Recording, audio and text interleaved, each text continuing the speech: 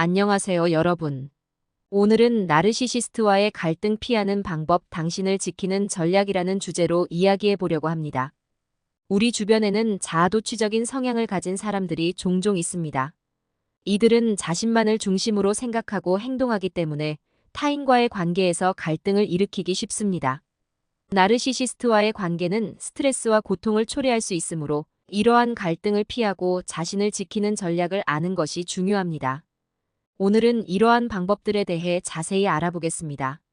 먼저 나르시시스트의 특징을 이해하는 것이 중요합니다. 나르시시스트는 자신에 대한 과도한 관심과 칭찬을 원하며 타인의 비판에 대해 매우 민감하게 반응합니다. 그들은 자신의 이미지와 자존심을 보호하기 위해 끊임없이 노력하며 이를 위해 타인을 조작하거나 통제하려는 경향이 있습니다. 이러한 성향은 그들의 불안정한 자아를 반영하며 그들이 실제로는 매우 불안정하고 낮은 자존감을 가지고 있음을 나타냅니다. 나르시시스트와의 갈등을 피하기 위해서는 먼저 그들의 행동 패턴을 인식하고 이해해야 합니다. 그들의 과도한 자기애와 타인에 대한 무시는 종종 그들의 불안정한 자아를 방어하기 위한 방어 메커니즘입니다. 예를 들어, 나르시시스트가 자신을 칭찬하지 않거나 비판하는 사람에게 공격적으로 반응하는 이유는 자신이 완벽하지 않다는 것을 인정하기 어렵기 때문입니다. 이러한 행동을 이해하는 것은 그들과의 관계에서 중요한 첫걸음입니다. 나르시시스트와의 관계에서 명확한 경계를 설정하는 것이 필요합니다. 그들의 과도한 요구나 비판에 휘둘리지 않고 자신을 지키는 방법을 배워야 합니다. 이는 단지 나르시시스트를 돕기 위한 것이 아니라 자신의 정신적 건강을 지키기 위해서도 중요합니다. 예를 들어, 나르시시스트가 끊임없이 당신에게 인정과 칭찬을 요구한다면 이를 받아들이지 않고 적절한 거리감을 유지하는 것이 필요합니다. 이는 그들에게도 자신을 돌아보고 스스로를 발전시킬 기회를 줄 수 있습니다. 또한 나르시시스트와의 의사소통에서 감정적인 반응을 피하는 것이 중요합니다. 그들은 종종 타인의 감정을 조작하려 하며 이를 통해 자신의 우위를 확보하려 합니다. 따라서 그들과의 대화에서 감정적으로 반응하기보다는 침착하고 이성적으로 대응하는 것이 필요합니다. 예를 들어, 그들이 비판하거나 공격적인 태도를 보일 때 이에 감정적으로 반응하기보다는 차분하게 자신의 입장을 설명하고 필요하다면 대화를 중단하는 것이 좋습니다. 나르시시스트와의 관계에서 자신을 지키기 위한 또 다른 전략은 그들의 행동을 개인적으로 받아들이지 않는 것입니다. 그들의 행동은 종종 그들의 불안정한 자아에서 비롯된 것이며 당신의 가치나 능력과는 무관합니다. 따라서 그들의 비판이나 공격을 개인적으로 받아들이기보다는 그들의 행동이 그들 자신의 문제임을 인식하는 것이 중요합니다. 사례 연구를 통해 구체적인 예시를 살펴보겠습니다. 앨리스라는 여성이 있었습니다. 그녀는 직장에서 나르시시스트 상사와 많은 갈등을 겪고 있었습니다.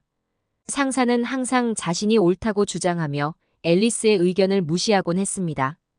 앨리스는 처음에는 그의 행동에 상처받고 분노했지만 나중에는 그의 행동이 그의 불안정한 자아에서 비롯된 것임을 이해하게 되었습니다.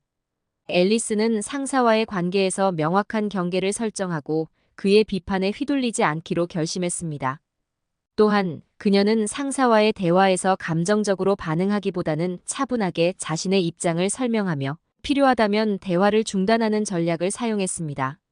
이러한 변화는 앨리스가 상사와의 갈등을 줄이고 자신의 정신적 건강을 지키는 데 큰 도움이 되었습니다.